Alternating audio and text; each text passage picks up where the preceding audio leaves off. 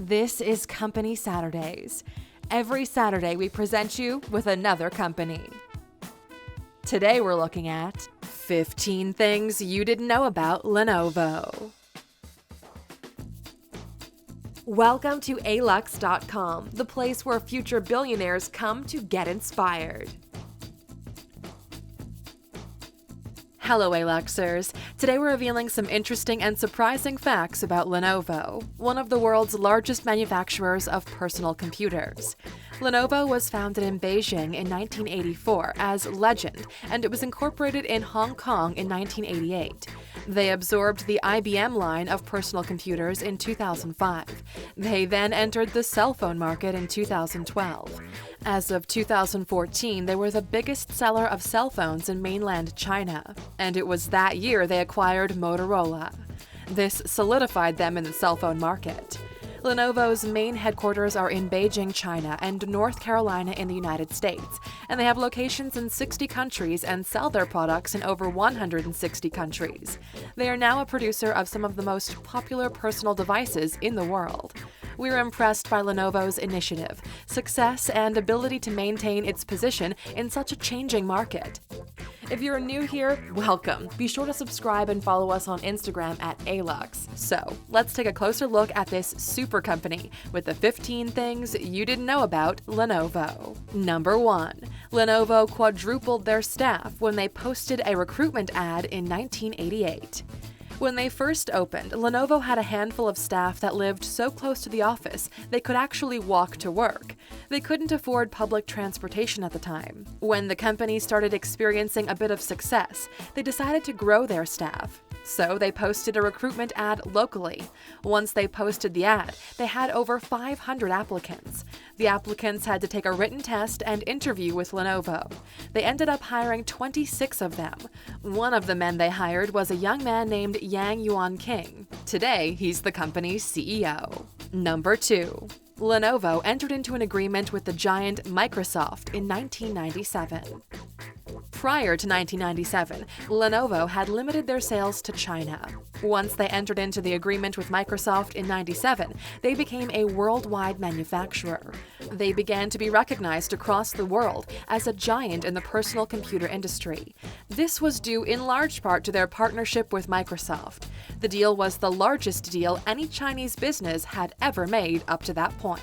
Number 3. Lenovo spent $30 million rebranding their new name in 2003. In 2003, the company decided their existing name, Legend, was too generic for the type of branding they sought. Lenovo got its name from a combination of Le, from their old name Legend, and Novo, which means new. They did a ton of advertising and branding of this new name. They bought billboards and television ads to get their new name out there, and in the first 8 weeks alone, they spent over $3 million in advertising. The pace did not slow down much throughout the year, with the final tally coming in at over $30 million. Number 4. Lenovo absorbed IBM's personal computer business, making Lenovo the third largest personal computer company in the world. Up until 2005, IBM was known in the West as the biggest player in personal computers. They were a household name and controlled a large corner of the PC market. When Lenovo bought their PC division in 2005, they jumped from being an obscure company in China to being the third largest personal computer business in the world. Today, the company competes with Dell and HP for the top 3 spots in the laptop and personal computer niche. Number 5. Lenovo acquired Motorola's cell phone company for almost $3 billion back in 2014. For years, Google owned the Motorola line of cell phones. They were a dominant leader in the cell phone industry. However, Google actually had only acquired Motorola so they could get access to their many patents. Once they did that, they turned around and looked for a buyer. And then they found Lenovo. When Lenovo decided to purchase the company, they would become major players in the cell phone industry. This was an effort to branch out by Lenovo, and it definitely worked. Number 6. Lenovo's stock dropped by 67% in the final quarter of 2016. In 2016, Lenovo suffered its first loss in over 6 years. They faced challenges they didn't expect in their main business of personal computers and mobile phones. Their profits were forecasted to be close to $150 million for the quarter, and it came in at under $100 million. Lenovo's CEO said the company would be making a bigger effort to infiltrate the top smartphone players to increase their profits. Number 7. In 2015, Lenovo was caught installing malware known as Superfish on their customers' personal computers. Superfish intentionally put a hole in Lenovo's customers' browsers so anyone with Wi-Fi would be able to confiscate your personal information. Customers' bank account information, private information, and credit card numbers were now out there on the web for people to steal. Lenovo defended the move by claiming they were trying to help their customers enjoy a heightened shopping experience. The program did install a price comparison program for users. Lenovo did nothing when they first learned that consumers had discovered the malware on their computers.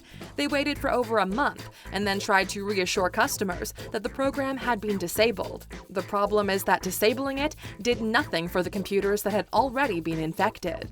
Number 8.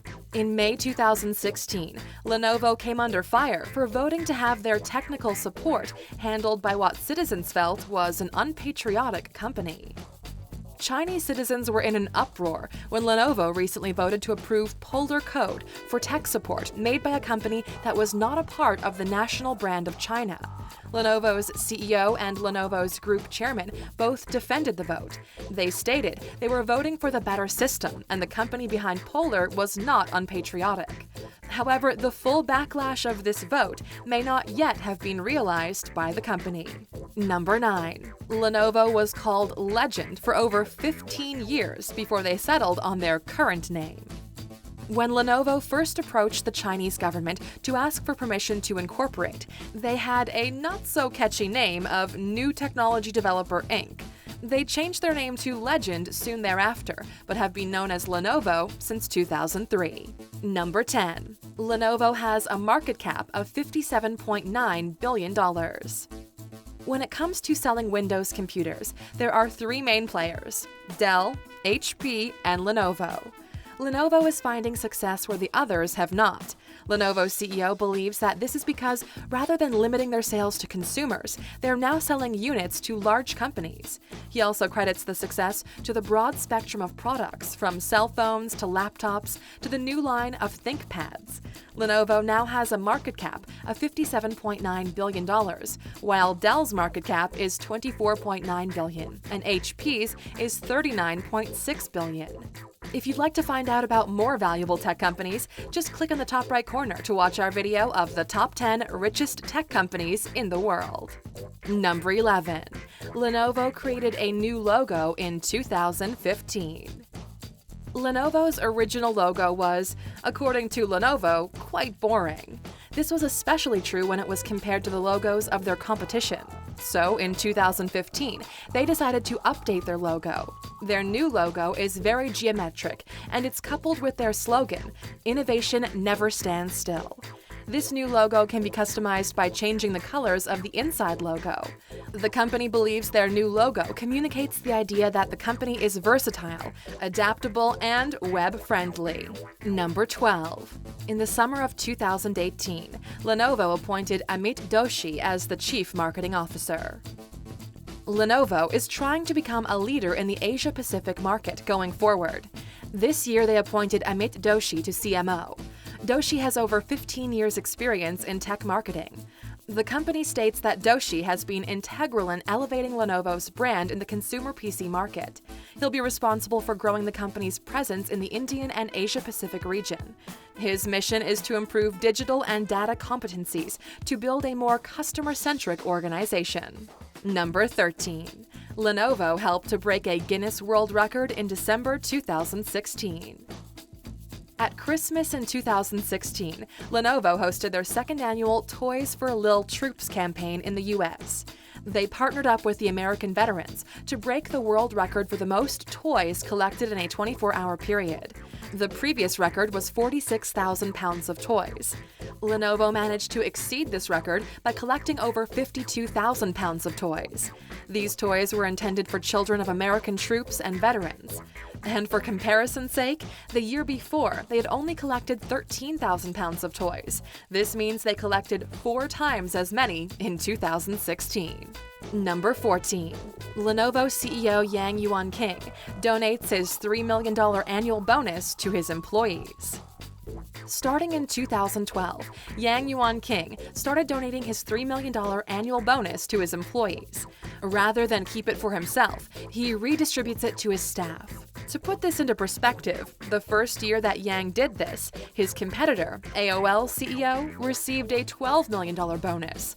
Did he give it back to his employees? Nope, he cut the employee benefits instead. Number 15. Lenovo's ThinkPad is still the reason for their dominant brand presence 21 years after it was revealed. The ThinkPad was first launched 21 years ago by IBM. Lenovo then acquired IBM, and they have managed to keep the ThinkPad relevant and one of the top-selling devices ever since. The ThinkPad has won many awards. It's even featured in many Hollywood blockbuster movies. It's on board NASA space shuttles and has a place in New York's Metropolitan Museum of Art. The word think came from a notepad the designer saw up on one of the cubicle desks in an IBM office building. He figured it would be perfect for their new handheld personal PC. And there you have it, Aluxers. That's a wrap on Lenovo. Now that you've learned some more about the company, we're curious. Do you think they have what it takes to stay on top of the PC market?